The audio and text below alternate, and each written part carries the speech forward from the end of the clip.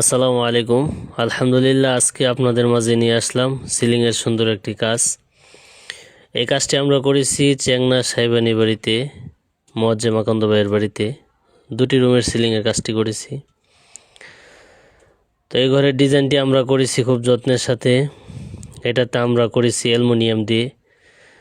আমরা বেশিরভাগ সাজেস্ট করি অ্যালুমিনিয়াম দিয়ে করার জন্য, কারণ অ্যালুমিনিয়াম দিয়ে কিছু টাকা বেশি গেলেও আপনার যেমন সুন্দর হবে, স্পেশাল ফিনিশিং হবে, ওই রকম টিকসইও হবে।